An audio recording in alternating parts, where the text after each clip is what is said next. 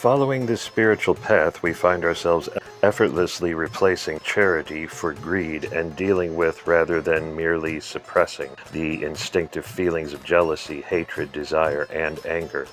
The primacy of initiation. Continuing this stress on bringing souls deeper into the Shaivite religion, Gurudeva made arrangements to give Shaiva Diksha to the 1,000-pillared hall of Chidambaram Temple, initiating 15 men and women as members of Shaiva Siddhanta Church. As all the Shaiva gurus before him had done, Gurudeva gave pride of place to Diksha initiation. He wrote, "Initiation is the goal of all Hindus and an absolute must for all Shaiva souls. This is why they seek out a guru. This is why they manifest in their lives all the good that we would approve. This is why they strive and strive and strive to fulfill, even better than he could expect, all of his expectations.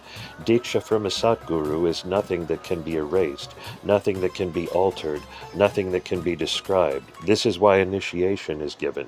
At an auspicious time, in a spiritual mood, at the right moment in the karma of the soul's long journey from conception in Shiva's all-pervasive Shakti to manifestation in the current incarnation. Diksha is a pathway to moksha in this life or a future life. There is no alternative way. There is none. There is none. Diksha provides the spark to clear barriers. It is the Satguru's blessing and inner sanction for further sadhana.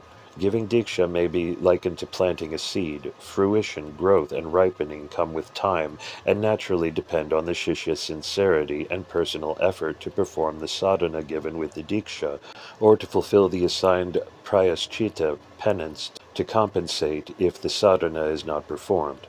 The fellowship of initiates are the core of the Hindu church of the noble Kailasa Parampara. They are truly stalwart and dedicated, having carried the banner of Dharma through the thick and thin of their many lives. Samaya Diksha, also called Mantra Diksha, is the fundamental Shaiva initiation, for through it the devotee is formally connected to a particular lineage by virtue of the preceptor's spiritual power and authority. All initiates instruct newcomers, not just intellectually, but more by example. Novitiates are instructed in how to transform themselves by themselves through daily puja, temple worship, attending festivals, tithing, vegetarianism, pilgrimage, scriptural reading, Ganga sadhana, and more. Samaya Diksha is the blessing and empowering to enter the Kriya Pada and perform certain daily sadhanas, including chanting the Panchakshara mantra Om Namah Shivaya, each day at least 108 times on a mala of Rudraksha japa beads. This mantra quiets the mind, harmonizes the nerve system, bringing forth knowledge from within, reminding the Shishya of his purpose in life and relationship with Lord Shiva. Namah Shivaya literally means adoration to God Shiva. The symbolism of each of the 5 letters is Shi is Shiva, Va is his revealing grace, Ya is the soul, Na is his concealing grace, and Ma is the world. Namah Shivaya is the gateway to yoga.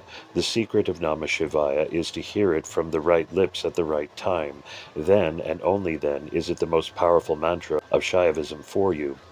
Dr. Ananda Nataraja Dikshidhar, a senior priest at Chidambaram Temple, who Gurudeva had been close to for decades, related the following story. There was one time Gurudeva came to Chidambaram with a group of pilgrims. I was waiting for him at the hotel entrance with a man who is a millionaire. Gurudeva got off the bus and we greeted him and started to talk to him. A few minutes later, an old beggar lady came up to us asking for money. Gurudeva turned to her and gave her some money and started to talk to her. He made her feel welcome and did not chase her away. I have seen so many Swamis and other people who would have ignored the poor lady and entertained the wealthy man. Gurudeva is the only person I know who truly saw Shiva in everyone. He treated everybody the same. Gurudeva was faithfully following the Natha way, mixing freely with all castes, all social strata, all races, seeing no differences and showing no preferences. Dikshidhar had brought Gurudeva to his humble home a number of times for tea and lunch, and they knew each other well. The priest shared another story with one of Gurudeva's monks. Whenever a puja is performed to Lord Nataraja in the Chidambaram temple, it is traditional that the priest who is doing the Shiva puja makes the Naivedyam food offering and brings it to the shrine himself. All my life I have been on time in preparing the Naivedyam at home, and have brought it to the shrine before I begin my puja, but once, on my birthday, I was late. I started preparing the Naivedyam, but could not get it ready in time for the puja. I had to begin the puja, then halfway through I stopped to go get the Naivedyam. I felt bad about this and never told anyone about it. Some years later, when Gurudeva came to Chidambaram, I was talking to him, and he suddenly said to me, "So, on your birthday you didn't get the Naivedyam ready in time for your Shiva puja." It always amazed me how he knew about it when I had never told anyone. A flood of inspired talks. During the late 1970s and early 80s, Gurudeva gave a steady stream of talks urging Hindus to stand strong for their faith, expounding the glories of Hindu culture and elucidating the subtleties of Shaiva Siddhanta philosophy. In speaking of the mystical within, Gurudeva was precise and explicit, able to speak of the ineffable, to make the deepest truths meaningful to others. On May 18, 1981, he spoke to his monks on the two perfections that lie at the core of every soul. Parashiva, the self-god, lies resident at the core of man's existence, far beyond the reach of the external phases of consciousness. Yet these exist only because that exists, the timeless, causeless, spaceless God Shiva beyond the mind. The other perfection inherent in the soul of man is Satchidananda, being, consciousness, and bliss. When mind force, thought force, and the vrittis, or waves of the mind, are quiescent, the outer mind subsides and the mind of the soul shines forth. We share the mind of God Shiva at the superconscious depth of our being. In entering this quiescence, one first encounters a clear white light within the body, but only after sufficient mastery of the mind has been attained through the disciplined and protracted practices of yoga. Hearing the veena, the mridangam, the tambura, and all the psychic sounds is the awakening of the inner body, which, if sadhana is pursued, will finally grow and stabilize, opening the mind to the constant state of Satchitananda, while the holy inner mind of God Shiva and our soul are one. I hold that Satchitananda, the light and consciousness, ever-permeating form, God in all things and everywhere, is form, though refined form, to be sure. Satchitananda is pure form, pure consciousness, pure blessedness or bliss, our soul's perfection in form. Parashiva is formless, timeless, causeless, spaceless, as the perfection of our soul beyond form. Though it is supreme consciousness, Satchitananda is not the ultimate realization, which lies beyond consciousness or mind. This differs from popular interpretations of present-day Vedanta, which makes these two perfections virtually synonymous. Modern Vedanta scholars occasionally describe Satchitananda almost as a state of the intellect, as though the perfected intellect, through knowledge, could attain such depths, as though these depths were but a philosophical premise or collection of beliefs and insights. This is what I call simplistic Vedanta. To understand how these two perfections differ, visualize a vast sheath of light which permeates the walls of this monastery and the countryside around us, seeping in and through all particles of matter. The light could well be called formless, penetrating as it does all conceivable forms, never static, always changing. Actually, it is amorphous, not formless. Taking this one step further, suppose there were a something so great, so intense in vibration, that it could swallow up light as well as the forms it permeates. This cannot be described, but can be called Parashiva, the greatest of all of God Shiva's perfections to be realized. This too can be experienced by the yogi in Nirvikalpa Samadhi. Thus we understand Parashiva as the perfection known in Nirvikalpa Samadhi, and Satchitananda as the perfection experienced in Shavikalpa Samadhi. By the word formless I do not describe that which can have any form, or that which is of no definite shape and size. I mean without form altogether, beyond the mind which conceives of form and space, for mind and consciousness too are form. Marching through Sri Lanka and South India. The 1982 Indian Odyssey and the all-island tour of Sri Lanka that followed had no precedent in history. No one, not even S. Shanmugasundaram, the liaison officer for the church in Sri Lanka, who had done the groundwork for the journey, had an inkling of the overall magnitude of the receptions that awaited Gurudeva there. It was unprecedented precisely because religious followings in Asia remain exclusive, and the followers of one teacher or guru do not attend the lectures of another. When a Ramakrishna Swami travels, for example, his audience is, for the most part, Ramakrishna mission members, plus a few uncommitted seekers.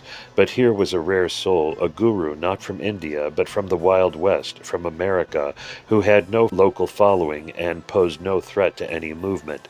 After all, he would soon return to his land and not draw devotees away from the local ashrams. Everyone was, therefore, free to attend his talks, and they did in numbers that had not been seen since the legendary saints of yore walked these same lanes to speak similar thoughts to devotees centuries before. In this remote part of the world, the village was still the center of life, and when Gurudeva rode through a village by car or carriage, it came alive.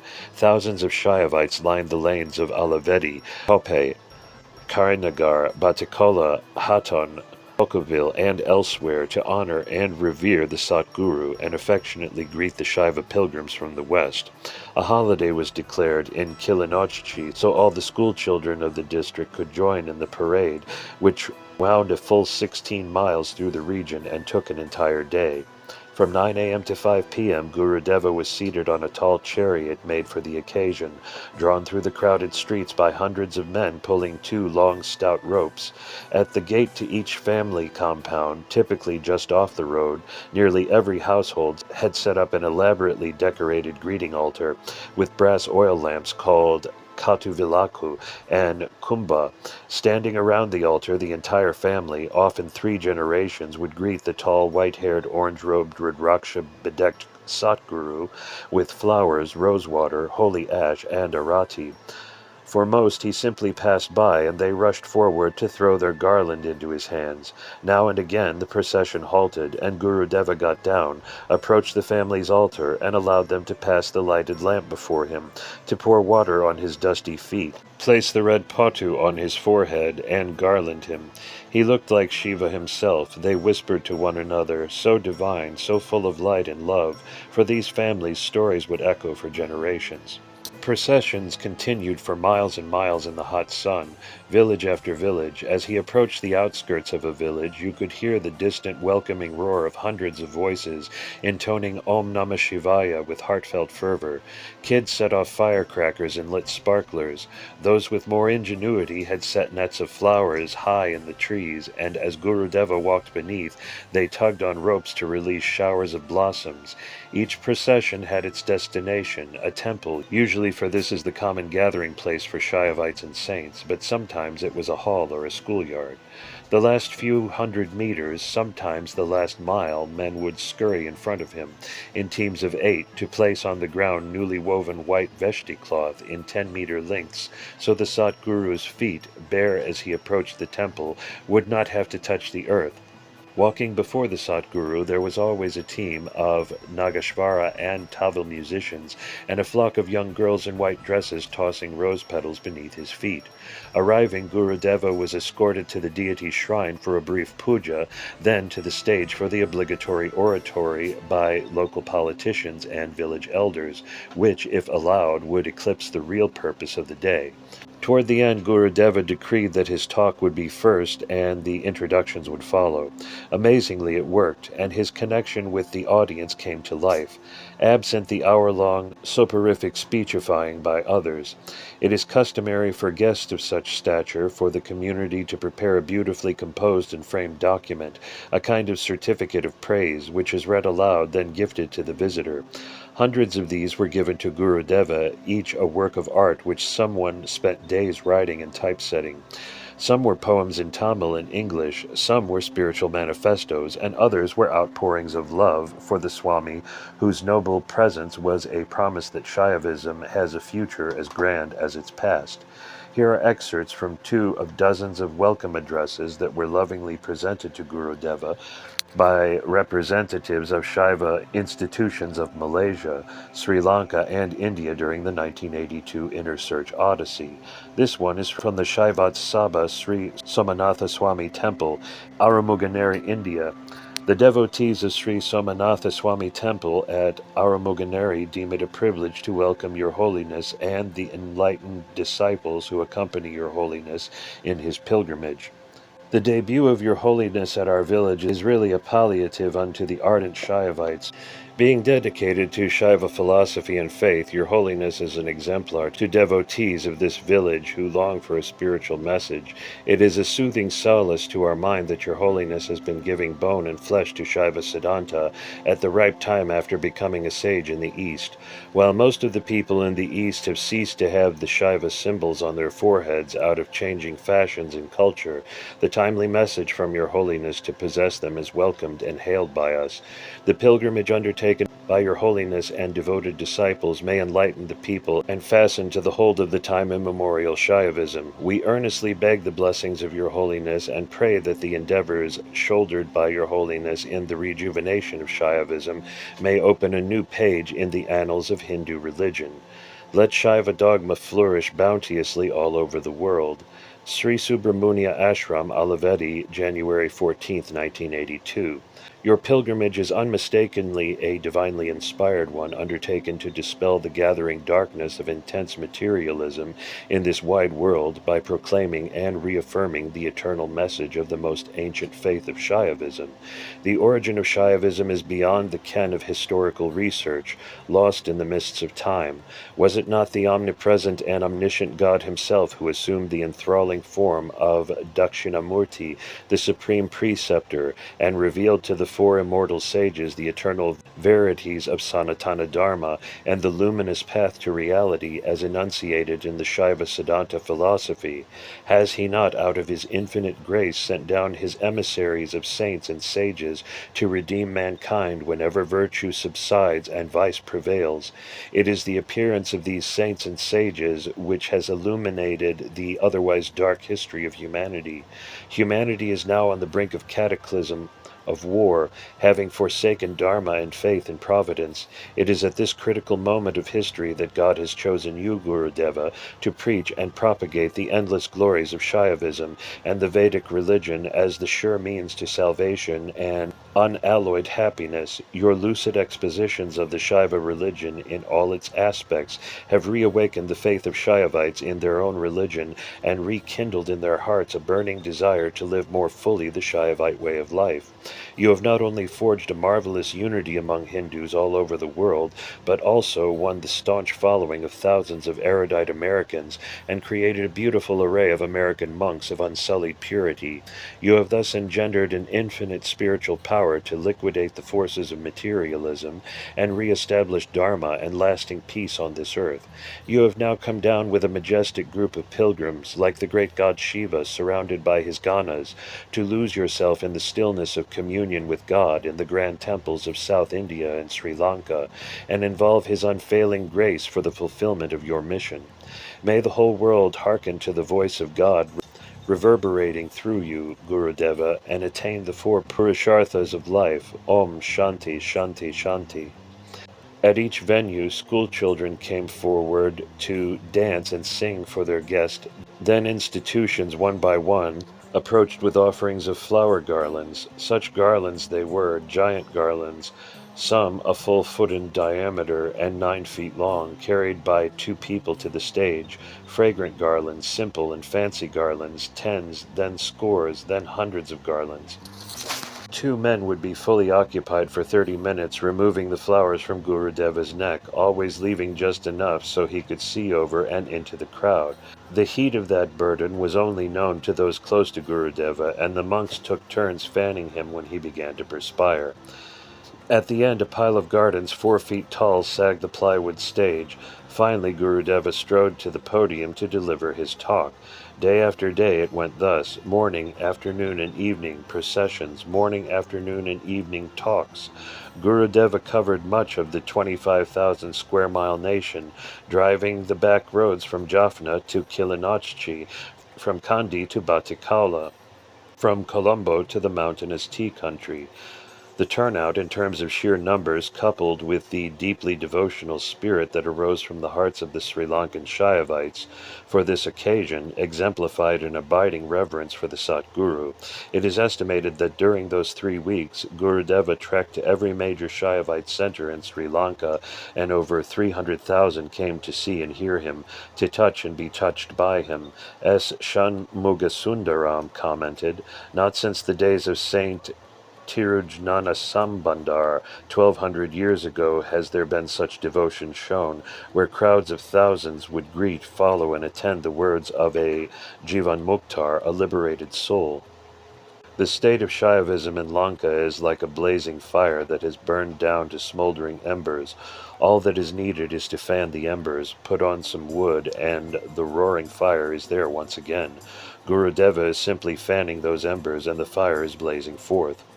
Gurudeva must have stopped 400 or 500 times on this trip. Each time he headed toward an event, there was a great jockeying of families and institutions urging him to stop at their place, which was always, they said, on the way. "It's just for 5 minutes, Gurudeva, I promise. People have been waiting all day for your blessings. You can spare just 5 minutes." This happened so frequently that the monks developed the FMS theory, the 5-minute stop theory. A typical FMS began with Gurudeva's team relenting. "Okay, we will stop for just a quick darshan."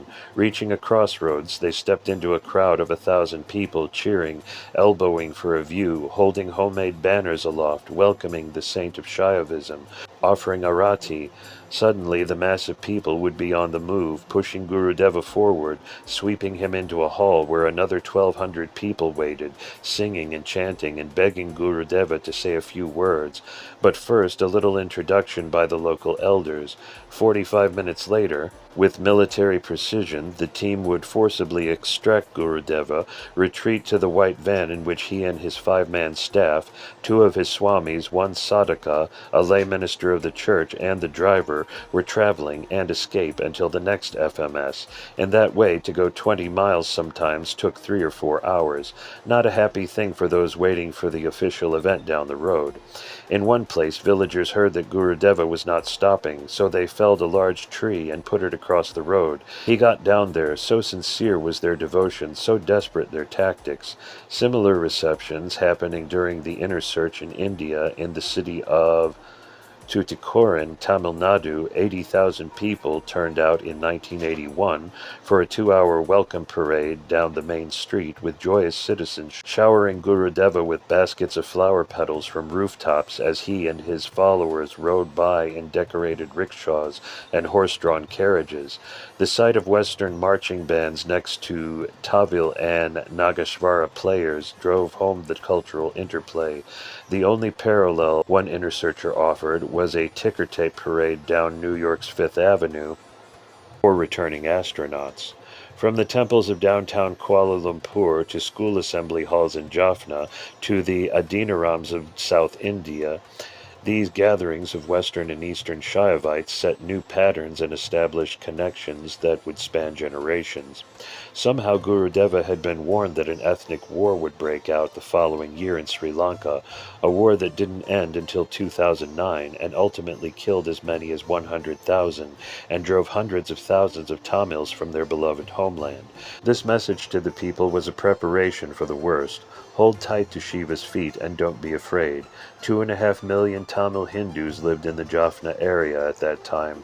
They were afraid of the future, and Gurudeva was working hard to quell their fear, telling them to have courage and not forget God and Guru. He also spoke boldly about another battle that was being waged, the battle for their souls, driven by the armies of Christian conversion. If you love Shiva, you don't fear death, and you don't fear those who live in fear, be they a Christian missionary or anyone else. In Hatton, I saw posters on the walls of buildings offering 100 rupees to anyone who converts a Hindu to Christianity. How disgusting that all of the Tamils have bounty money on their their heads.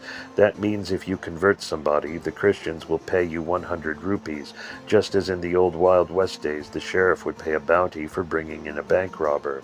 These conversions are all very shallow. They do not change anybody's belief structure or anything of that nature. They are just promising worldly benefits. You know, you can get medical attention if you convert. Otherwise, you just go over there and die. Such cruel tactics, probably very much unbeknownst to the headquarters in the United States, because it is being done by Tamils who have converted to Christianity. There are no governing rules, and that's how the local missionaries get money from the United States, by giving a list of names of those they have saved. Shaiva finds a hero. From his days with Satguru Yogaswami, Gurudeva held and taught that Shaiva is essentially monistic, though of a different breed than the well-known monism of Adi Shankara. But there was another quite prominent Shaiva view that he learned of in Sri Lanka in the late 40s and was now about to face in a personal way. I first became aware of this perennial debate in 1948 while performing sadhana, living in little mud huts with cow and dung floors in Jaffna, Sri Lanka, prior to my initiation from my Satguru, Shiva Yoga Swami. I learned that various pluralist adherents in the area were not pleased with this modern mystic's monistic statements and conclusions. Shiva Yoga Swami asked me which of these schools of thought was the right one. I told him that both were right in their own way. It all depends on whether you are on top of the mountain looking down or at the bottom of it looking up. He smiled and nodded. Jnana Guru Yoga Swami taught that monistic theism is the highest vision of truth. In my life, the issue again came into prominence in the early 80s after my recognition by the world community of Shaivites as Guru Mahasannidhanam of Kauai Adinam and Jagadacharya of the Natha Sampradaya's Kailasa Parampara. In the early 80s, Gurudeva produced hundreds of thousands of pamphlets that circled the globe proclaiming the oneness and ultimate unity of God and soul. These provoked some interesting responses from those who hold that God and soul are eternally separate and who refer to themselves as pluralists. He described the fundamental difference between the two views. In the monistic view, God Shiva is everything. Even this physical universe is part of him, though he transcends it as well. In the pluralistic view, God Shiva animates and guides the universe, but it is not a part of him. The crux of the difference, then, is whether there is one eternal reality in the universe, or three, whether the soul is eternally separate, or is in essence one with Shiva. For the most part, monists and pluralists within Shaiva Siddhanta are of one mind. These are not diametrically opposing philosophies. They share more in common than they disagree about. In fact, between these two schools there is 95% agreement and only 5% dissidence. At first, letters from the pluralists were tame and kindly, if a bit patronizing. They softly reminded the Satguru in Hawaii, as an adult might correct an unknowing child, of the eternal, separate existence of God, soul, and world, and hinted he might want to revise his books and his creed to accommodate this truth. Back went the responses, assuring the concerned elders that he had it right, that his teachings were in concert with Yoga Swami's and Saint Tirumular's, and the other form of Shaiva Siddhanta was a modern divergence from that tradition. That did it. Off went the gloves as Pandits and Swamis from several nations barraged the little Kauai monastery with ontological assaults, tendentious arguments, and petty criticisms. It was important for them to sway the Guru in Hawaii, for he had a presence on the global stage that they did not enjoy. And just as they had embraced him for bringing Shaivism back to life in the modern age, they were now compelled to distance themselves from his errant beliefs.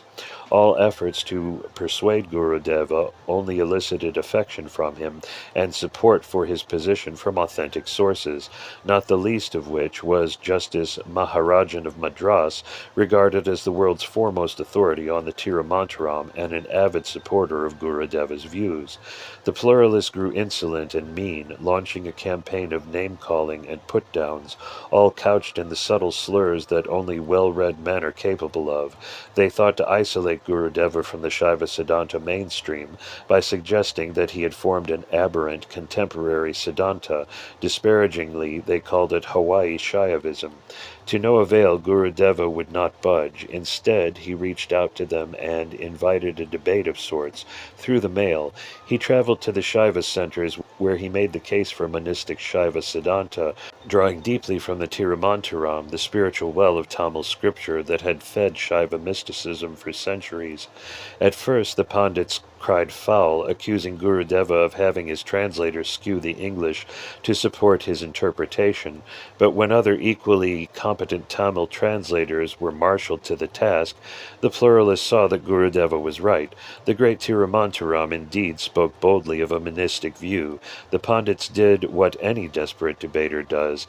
They tossed out their own sacred text, averring, "We have been drinking at a poisoned well," a shocking gesture, but their only viable tactic, since their own scripture indicted their cause. In July of 1983, a conference on the issue, which had spread to every learned Siddhantin in the world, was convened in Kuala Lumpur. 600 attended the two-day event, during which both sides presented their views. Between the plenaries, tedious sessions were held in the library, as text after text was marched on to the battlefield of belief. It was an historic 2 days, and if anyone left with a single impression, it was this: Gurudeva stood staunchly with monistic Shaiva Siddhanta, and no one was going to change his mind. Seeing this, and no doubt partially persuaded by the mountain of evidence that Gurudeva and his monks presented, the opposition softened, concluding finally something Gurudeva had offered as the solution months before, that there are indeed two schools of Shaiva Siddhanta, the original monistic school of Rishi Tirumular and the subsequent pluralistic school founded by Saint Makandar. This brought peace to a tense situation and allowed both sides to work again together for the future of Shaivism. Gurudeva later recollected the resolution. The monism-pluralism debate, rekindled by our statement that there can be only one final conclusion, was resolved in the understanding that within Shaiva Siddhanta there is one final conclusion for pluralists and one final conclusion for monistic theists. This occurred in February of 1984 at the South Indian Monastery of Srila Sri Shanmuga Desika Jnana Sambandha Paramcharya Swamigal 26th Guru Mahasanidam of the Dharmapura Adinam at a meeting of professors, advocates, theologians, academicians, and pandits on the issue. Thus the spirit of Sanatana Dharma, that is modern Hinduism, bound the monistic school and the pluralistic school into a productive partnership for the good of all, working together in the great Hindu Renaissance, which is surging forward as a result of the global Hindu diaspora and spawning an indomitable Hindu front. We are happy to say that peace, tolerance, forbearance, and mutual respect now exist between these two schools. We feel that the foundation for this coexistence of love and trust was made on January 30th, 1981, when we met with His Holiness for the first time. I was on a holy pilgrimage to Shaivism's most sacred sites with my entourage of 40 Eastern and Western devotees, when messengers from His Holiness invited us to visit his ancient Dharmapura Adinam. Together we sat in the inner chambers of his palatial spiritual refuge built by Maharajas in the 16th century. It was quite a spectacle, Eastern Pandits with their guru and Western mystics with theirs, discussing the philosophical enigmas that have perplexed the mind of man from the dawn of history. Through our translators we spoke of God, of the soul and the world, and of the dire need for Shaivite schools in South India and around the world to pass this great knowledge on to the next generation. After our lively discussion, a special lunch was served. Later, one of our Swamis casually inquired of His Holiness about his large golden earrings, wondering where such a pair might be obtained for myself. Without hesitation, the Guru summoned an aide and whispered some instructions. Moments later, a pair of earrings identical to those he was wearing were placed in his hands. His Holiness indicated that these were for me. Joyfully shrugging off our objections that he was being too generous, he immediately set about placing them in my ears with his own hands, enlarging the existing holes to accept these massive gold rings, which are the traditional insignia of a Paramacharya Guru Mahasanidanam Adinakarthar. Then he presented new orange kavi cloth to me and to my accompanying Swamis. We gratefully accepted the Sannidhanam's unexpected and generous gift as a gesture of goodwill to help us on our way of spreading the message of Shaiva Siddhanta. Perhaps even more importantly, it was to us a sign of cooperative efforts between two great monasteries, one firmly teaching pluralistic Shaiva Siddhanta in the east, and the other boldly promulgating monistic Shaiva Siddhanta in the west. We thought that all that transpired after this would be for the best. To the onlooking pundits, this presentation of the Acharya earrings meant that all knowledgeable Hindus would know that the Guru Mahasannidhanam of Dharmapura Adinam and the Guru Mahasannidhanam of Kauai Adinam would work together for the future of Shaiva Siddhanta. Later the same day, Mahasannidhanam asked me to address several thousand people who were seated in the giant inner hall overlooking the large temple tank. I spoke of the greatness of Shaivism and Shaiva Siddhanta and the effects of its spreading into the Western world. The day culminated when His Holiness handed me an ornate silver casket in which was kept a precision scroll honoring our work in spreading Shaiva Siddhanta. Later, after being engraved with words of acknowledgement, the casket was officially presented to me at the 1,000-pillared hall in Chidambaram Temple just before the sacred Bharatanatyam performance by premier dancer Kumari Swarnamukti, a state treasure of Tamil Nadu, which we arranged as part of our Inner Search travel study program. This was the first dance performance within the temple's precincts in over 50 years, since the Anglican British outlawed the dancing of Devadasis in temples.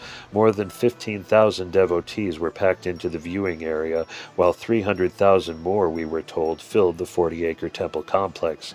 The entire city of Chidambaram came forward, as well as neighboring villages, for this historic presentation of all 108 Tandava poses, a magnificent event held on the temple's most popular evening, once and for all that, yes, dance could again be held in Chidambaram. This tradition, once banned, now continues at Shiva's most hallowed sanctuary. So, Dancing with Shiva began again on that historic day, a dance that never ends. We look forward to the day when dance in each and every Shiva temple in South India and around the world is a vital part of worship. That day is not far off, for temple congregations in Europe, Australia, Canada, and the United States already take great joy when their girls and boys dance for God and the gods. That dance is the perfect metaphor of Shiva's gracious presence in the world he created. Chapter 27. The Mission Goes Global. Gurudeva's global travels brought home to him the fact that Hinduism was a fragmented religion, each group isolated from every other group. He realized that this prevented Hinduism from realizing its inherent strength. As was his way when he saw a need, he took well-planned steps to fulfill it. In 1995, he wrote, "It was during a world tour through Singapore, Malaysia, Mauritius, Reunion, Africa, India, Nepal, Sri Lanka, Europe, and other countries that I realized Hinduism had no global voice and no network of communication. The Hindus in Durban had no idea what was happening with Hindus in Colombo. Those in London had no connection with Hindus in Canada. Thus I was divinely directed by inner orders from our Yoga Swami Kailasa Parampara, by my Satguru in this life, to fulfill the crying need to create an international network that would interconnect all Hindus into one invincible front. When I decided to launch Hinduism Today in 1979, my thinking was, to make Shaivism strong, we have to make all the other three main denominations strong, because our philosophy is being devoted to Shiva in everyone. We support every Hindu sect equally. Our strength is in having oneness with all the Hindus around the world, even though our philosophical, doctrinal, and cultural approaches may differ somewhat. This is for the benefit of the overall Hindu Renaissance, which is gaining in power as the century turns. For as each becomes strong, that strength benefits the overall body of Hinduism, giving pride, stability, and courage to proceed with confidence. This is Hindu solidarity, one of our heartfelt commitments. The other is monistic theism, Advaita Ishvaravada, of Shaiva Siddhanta. In June 1980, Gurudeva and two Swamis visited Malaysia for the first time. During their stay, several elders told them of a prophecy made almost 30 years earlier by a Malaysian sadhu named Sri Jagannatha Swami, that an American Swami named Subramaniam would come to Malaysia to spread Shaivism and Hinduism. Gurudeva didn't suddenly take Malaysia by storm. In fact, he never took any place by storm. He sought no self-promotion, but rather worked to support and strengthen local religious leaders and institutions according to their needs and not his ambitions. Malaysia's Hindu leaders had been feeling increasingly challenged on two fronts. The government of this predominantly Muslim country had been placing increasing restraints on their religion, while their youth had become fascinated with the Western lifestyle. The leaders were beginning to awaken the general Hindu community to these threats to their identity and future. Gurudeva gave form, style, and impetus to this awakening as he traveled through the country and visited the major Hindu institutions, the Malaysia Hindu Sangam, the Kuala Lumpur Mahamariamman Temple, the Ceylon Shaivites Association, the Ramakrishna Mission, the Divine Life Society, and others, to make friends. Especially drawn to him were those of the Tamil community. Many of Sri Lankan descent, particularly those who knew Yoga Swami, made an easy connection. He was the guru they had been waiting for, one grounded in their Shaiva heritage, but totally at home with Western ways and idioms. The situation of Malaysian Hindus, just 8% of the country, is different than that of Hindus in India. Government policies favor Islam and the Bhumiputras, Muslim native Malaysians, over the Indians and Chinese. As a result of this inequity, many Hindus, especially among the youth, had turned to their religion to strengthen self-identity. Malaysia was the first place in the world, for example, that Gurudeva ever met a youth group attached to a temple. This fine group of young men all wore jackets with Siddhi Vinayaga temple on the back and worked as a team in selfless support of the temple's care and management. Gurudeva was received enthusiastically by the younger generation, and he counted that a good sign. To his delight, they were ready to follow directions, a rarity among modern youth, and many were seriously committed to spiritual progress. Over the next few years, Hindus attracted to Gurudeva's teachings held after-hours classes in Hinduism at local public schools. These popular seminars and the widespread distribution of Hinduism Today magazine had a huge impact on Hindus in Malaysia. Many became dedicated members and, through the years, disseminated Gurudeva's clear Hindu teachings to the youth. He spoke to their souls as no other had, to their contemporary ideals of religious life and service. Their own disciplined and successful lives served as a model, and more came, relieved to be part of a dynamic institution that instilled pride in the Hindu religion. He sent one of his monastics to teach classes all over the nation for nearly a year. In 1986, his devotees conducted successful Hindu youth camps in Malaysia, inspiring other Hindu organizations to put more emphasis on youth camps. When Gurudeva returned to Malaysia in the 1990s, his lectures were packed, and at his last book signing there in 2000, over 800 people showed up, exceeding the hall's capacity. Appasamy Kupasamy writes, "Once upon a time, Gurudeva was ignored by many Hindus of Malaysia because he was white, but after getting to know him, the same people praised him for his services to Hinduism worldwide. At a national level, the cumulative impact of his work has been a dramatic increase in the pride of Hindus. Gurudeva's publications have always been popular in Malaysia. In the 1980s, local devotees requested Gurudeva to write a book on Lord Ganesha to explain this elephant-headed god to Hindus. They wanted it right away, to distribute at an upcoming festival, so Gurudeva and his monks created the entire book in 8 days. That was a 12-hour-a-day effort by a dozen monks, and the resulting book, Lord Ganesha, Benevolent Deity for a Modern Hindu World, was a success. The title alone was an inspiration to people. Later it was expanded into the even more popular Loving Ganesha. Each time Gurudeva visited Malaysia, he stopped in Singapore, where he nurtured a small group of followers and encouraged Hindu temples and organizations. His Malaysian and Singaporean devotees are among his staunchest and most active. Mr. Kupasamy shared this testimony of Gurudeva's impact on his life. At the beginning, I was not very serious about doing the sadhanas, the religious practices, but later I did do them seriously. I learned the Atmartha Puja for home worship and taught it to others. I and my wife, along with our 10-year-old son and 22-year-old daughter, all became vegetarians without any reluctance. Guru Deva made me realize my mistakes, my bad karma done earlier in this life, and had me correct it through penance, Prayashchitta. After that difficult penance, I am relieved and happy that this karma is gone. I thank Gurudeva because he changed our lifestyle. He taught us Hinduism. He taught us discipline. He made us see God everywhere, within and outside. He taught us to do thondu, religious service, all of which I am doing my level best to follow. Gurudeva spoke often on these topics, urging people to see God everywhere as a first solution to many of life's problems. God has no names, but all names are the names of God. Whether you call him this or that, he remains who he is. God is both within us and outside us. Even desire, the fulfillment of desire, the joy, the pain, the sorrow, birth, and death, this is all God, nothing but God. This is how God can be seen everywhere and in everyone. He is there as the soul of each soul. You can open your inner eye and see him in others, see him in the world as the world. Little by little, discipline yourself to meditate at the same time each day. Meditate, discover the silent center of yourself, then go deep within, to the core of your real being. Slowly the purity comes, slowly the awakening comes.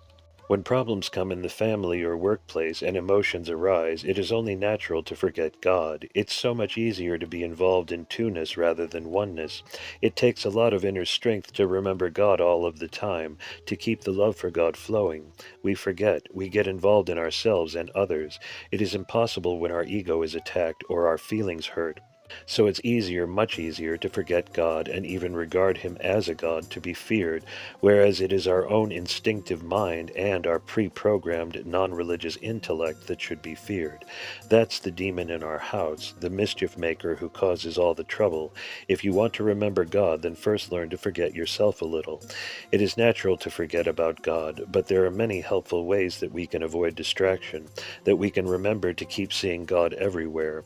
One of the practical ways to bring God into the midst of all this is to keep repeating his name.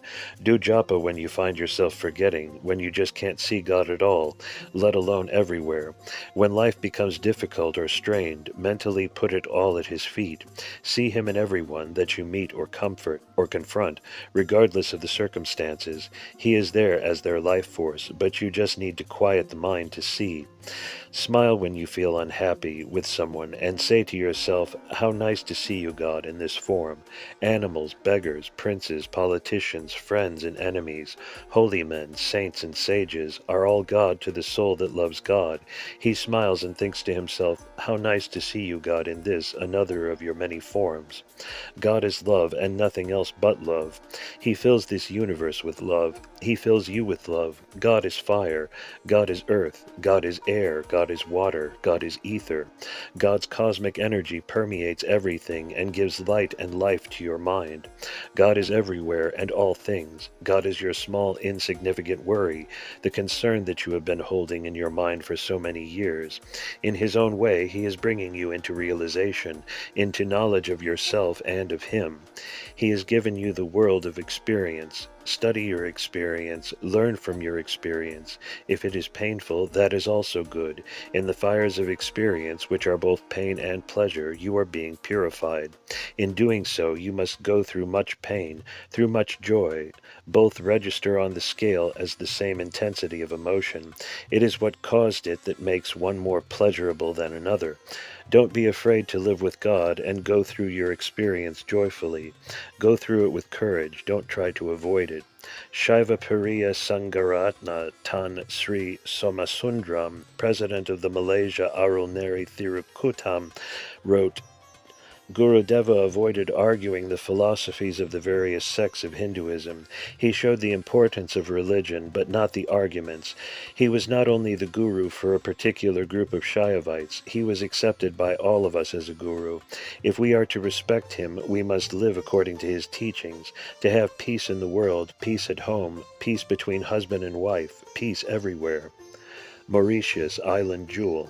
For some unknown reason, Gurudeva's influence had disproportionate impact on islands.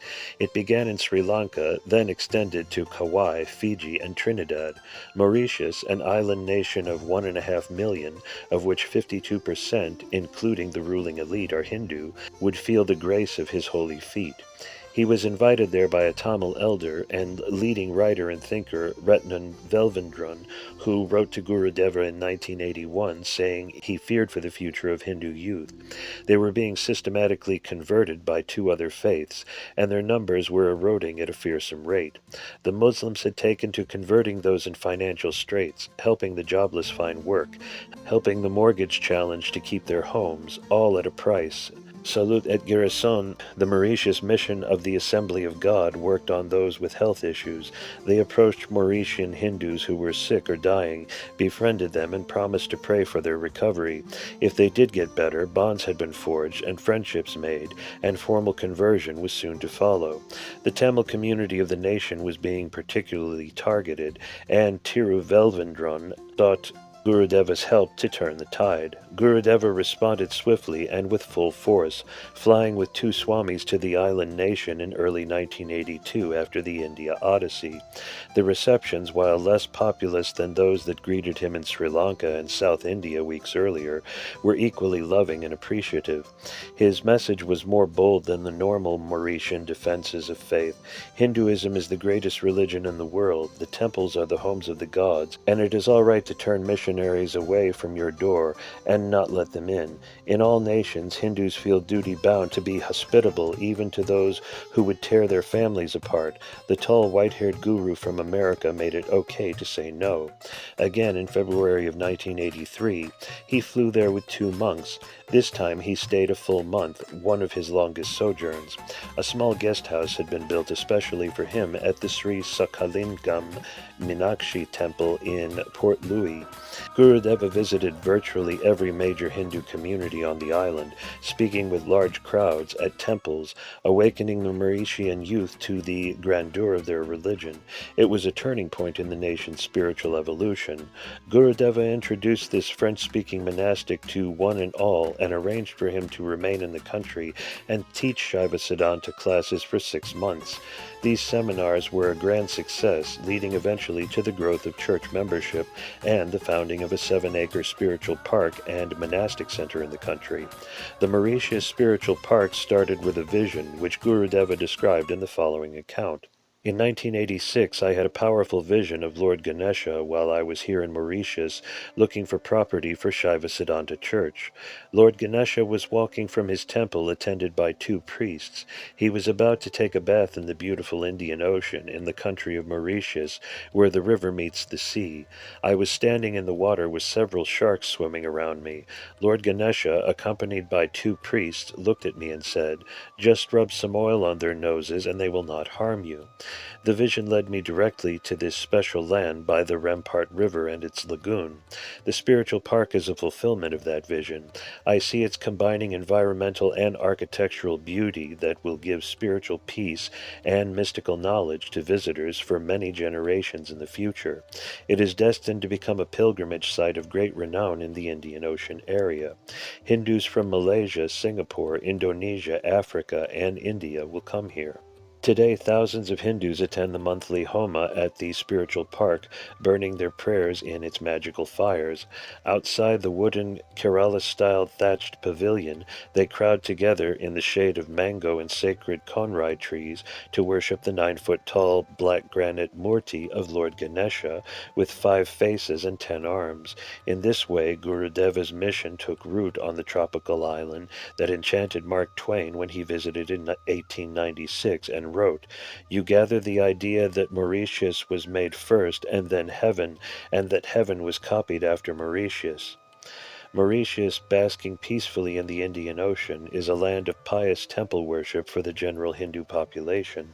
Almost every family there has been associated for generations with one of the thousands of local temples. Hindu celebrations like Mahashivaratri and Taipusham are grand events that often stop traffic with magnificent processions of thousands of people. For the average Hindu, basic religious obligations are fulfilled by participating in these festivals. An understanding of the significance of the Hindu guru was almost non-existent in Mauritius until the 1980s, when Guru Deva first set foot upon this island.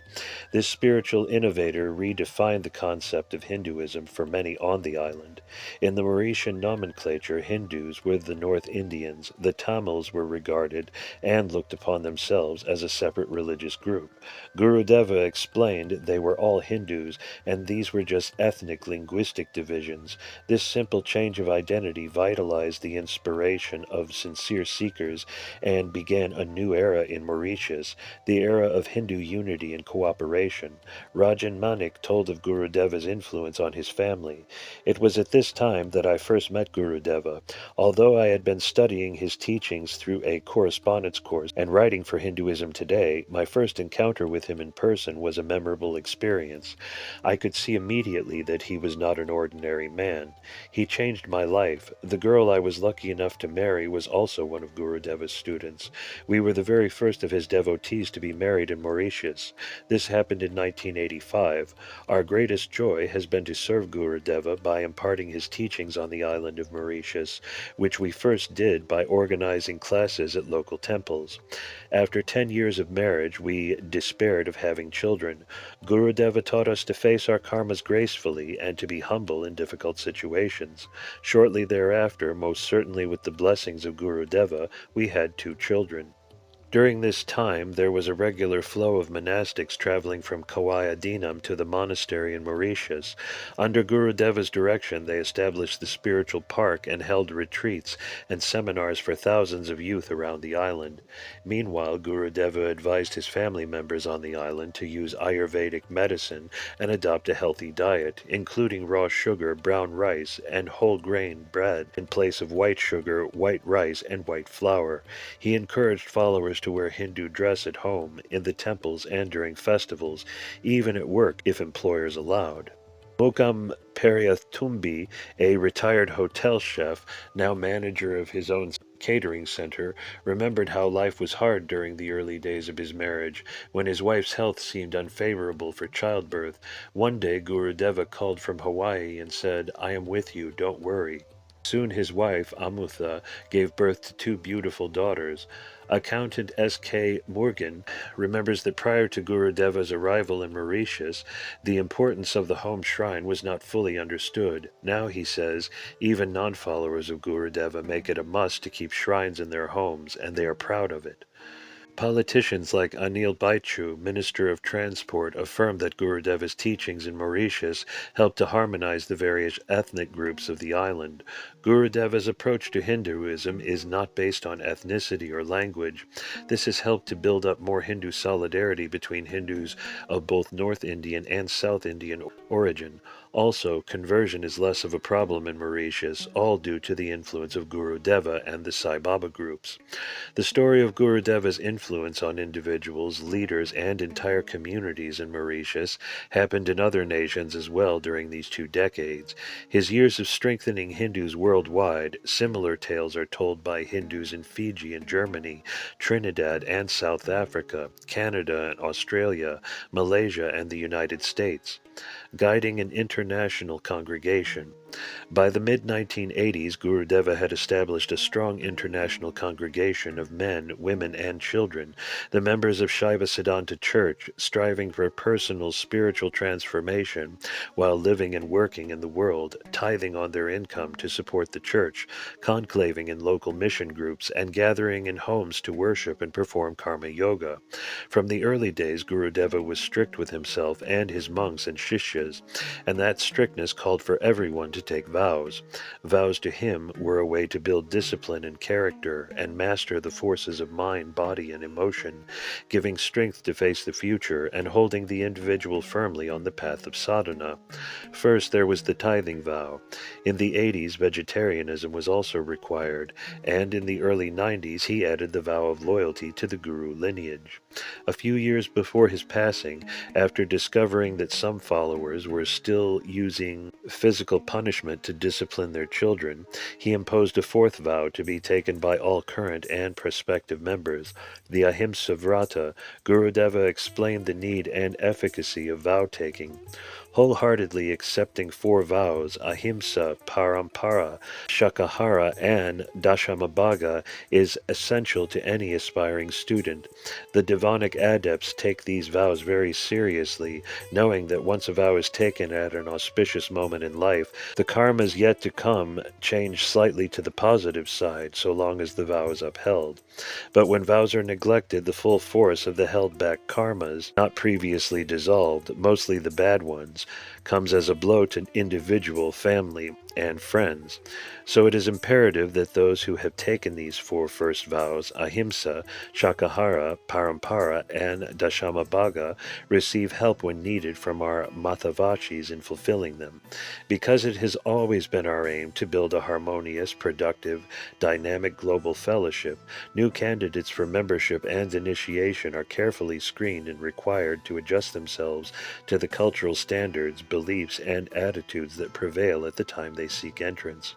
They must be loyal and dedicated to our philosophy and goals, willing to blend their energies with the existing group of initiates to advance their own religious life and further the broader work of the fellowship. We are strict and demanding in order to build and maintain a core mission group. Moreover, steady improvement is expected from each member through the years.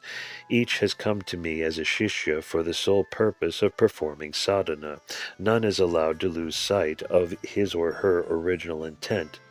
Initiates appreciate their life-changing moments and strive hard to keep up with the pace. Gurudeva summarized the path of these tried and tested souls. If both husband and wife are on the spiritual path, the household or family will progress beautifully and deeply. Their love for one another and their offspring maintains family harmony. However, the nature of their sadhana and unfoldment of the spirit is different from that of the sannyasin. The struggle to maintain the responsibilities of the home and children, while simultaneously observing the contemplative way, in itself provides strength and balance, and slowly matures innate wisdom through the years. It is this balance that Gurudeva taught his householder devotees to accomplish in his conversations with them and in living with Shiva, when he addressed every issue that arises on the family path, from the spiritually subtle to the most mundane. Devasayan, who lives near the monastery on Kauai, observed, Gurudeva brought the true and ultimate meaning of Gotra, or family lineage, to his initiated devotees. While Gurudeva was the supreme monastic, he was never at a loss in advising on the business, social, or intimate personal problems of his initiated families, down to the smallest detail. He knew every family shishya on a deep personal level, their hopes and dreams, fears and shortcomings, and never tired of guiding, helping, and serving his congregation. Devarajan of California recalls just such an encounter. In the early 90s, we were having some financial difficulties in our business, Canyon Construction Company. I told Gurudeva about it and asked for his advice. He said, "Let's go over to your office and you can tell me all about it." It was a Sunday, so no one was there except us. He sat in the big swivel chair with a high back at my desk. I handed over the books of the business, and he asked a few key questions. I showed him how we had borrowed over $140,000 from our business credit line just to pay bills, make payroll, and taxes. Competition had driven our profit margins way down, and economic constraints at that time were not encouraging to clients. New projects seemed few and far between. I had no foreseeable way to pay off the debt. Gurudeva looked over everything closely, and then with a warm smile of confidence, our business books in his lap, simply said, "Well, let's just turn things around." Then with a swift kick he spun my chair around several times. Round and round he went, smiling all the while. Sitting on the floor in front of him, I pushed myself back, stunned and transfixed by the magic of these moments. When he finally came to a stop, he asked the monastic accompanying him to do a little puja and office blessing. The priest went around to every room and corner, clearing our business space with the wave of a bell, lamp, and incense. At each window, he left a piece of fruit on the sill, asking any resident ashuras to please enjoy the fruit, but also to please leave this office forever. Meanwhile, Gurudeva gave me some specific instructions about the business, ending with much encouragement and the words, "Proceed with confidence." Within a few months, everything began to change for the better. Job after job came in. We expanded our business, hiring more personnel. Our debts were quickly erased, and profits began to accumulate such that we could continue to expand and grow out the business. After a few years, large multi-million-dollar projects were knocking at our doors.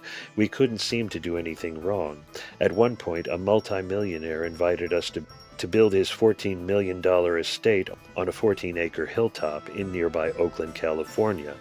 Initially, I turned him down, explaining that it was too big for us and that we had little experience at that level. He kept coming back, so I called Gurudeva to talk it over. Gurudeva was delighted with the prospects for our business and again poured on the encouragement to proceed with confidence. After we had signed the contracts, I called him with the good news and a question.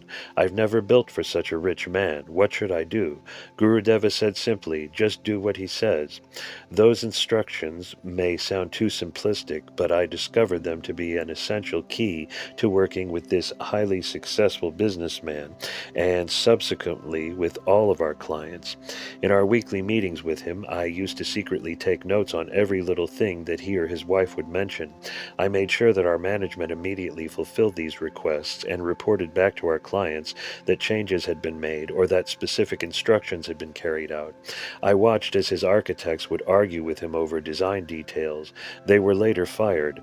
I instructed our management team and some 80 subcontractors working on the project to never argue or try to change the mind of our client. Just do what he says, I told them. During a 30-year period, Gurudeva moved us from a small struggling company to one of the most successful and respected contracting businesses in the San Francisco Bay Area. We took quantum leaps at times to new levels of management and capacity, all the while under his guidance. He continually encouraged me to reach for the stars, sweeping away self-doubt and fears of failure. Yet his advice was always rooted in simple basics. Though scattered across the globe, Gurudeva's followers found themselves no less connected than if they lived in a single village. One example is the cross-national marriage that brought together the Devasayan family of Kauai and the family of Manon Adamutu, a leading lawyer in Mauritius. In 1991, Kavita, Deva's daughter, married Shivakumaran, Manon's son. Though half a world away, the two families merged like milk poured into milk. Deva recalled, "Gurudeva's constant blessings and loving care for the needs of our family led us to love and trust those who also loved him. His international global spiritual family became our family, as we shared the same goals and priorities in life. In amalgamating our two families, all the big issues regarding the future of our children were already settled as we shared the same Kulaguru."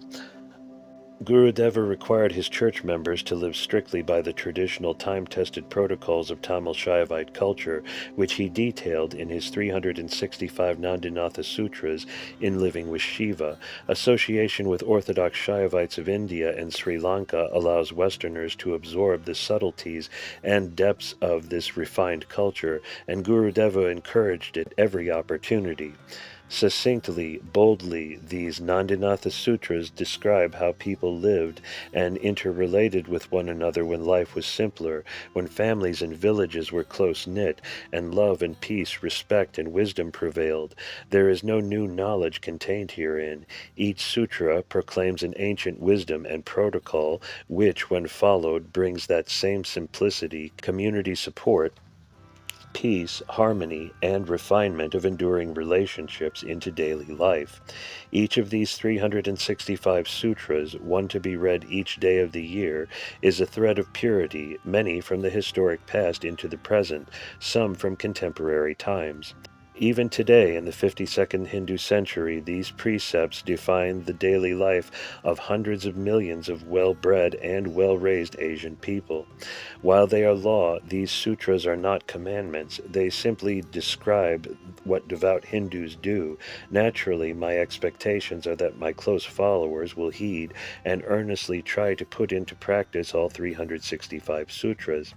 Many who read these sutras will wonder to themselves, or even among friends, why do we need to follow such strict traditions and disciplines? Aren't they a bit old-fashioned? My answer is, before the two world wars, many traditions similar to these were followed even in the United States, regarding raising of children, man and wife relationships, women rarely working outside the home, and thus not neglecting their children, etc. It was during World War II, when women began working in the world, that the breakdown of traditional culture occurred, setting a trend that is now being followed in almost every nation. The non-culture, or the destruction of culture, which is non-culture, has become the culture which everyone follows, hence the avalanche of promiscuity, divorce, suicide, various excesses and abuses, murder, theft, wife-beating, drug abuse, unstable, ever-shifting cohabitation as a substitute for marriage, and the shameful neglect of children. Everyone's security is threatened. When my Satguru, Sage Yoga Swami, was asked half a century ago why we should follow the old ways, he answered simply, "The railway engine pulls many coaches. Can it do so if it runs off the track? No, great people have shown the path, we must follow it." Though perhaps challenging, the disciplines and guidelines described in the sutras create happy individuals, harmonious families, and secure nations. When you take them as a total whole, you will glimpse the ideal community. Such a community is able to work together, love together, trust together, create together, serve Shiva together, worship together, live together in a productive harmony and ongoing creativity, as they each experience birth, life, death, and birth again. Hindus have spread throughout the world, relocating themselves because of employment opportunities, ethnic disputes, violence, and economic deprivation within their homelands.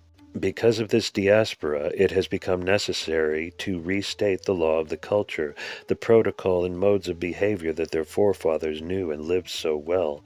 The Shaivite Shastras, revealed to Gurudeva in 1973, explain, "The Guru worked with the families in the same way he worked with a single monastery."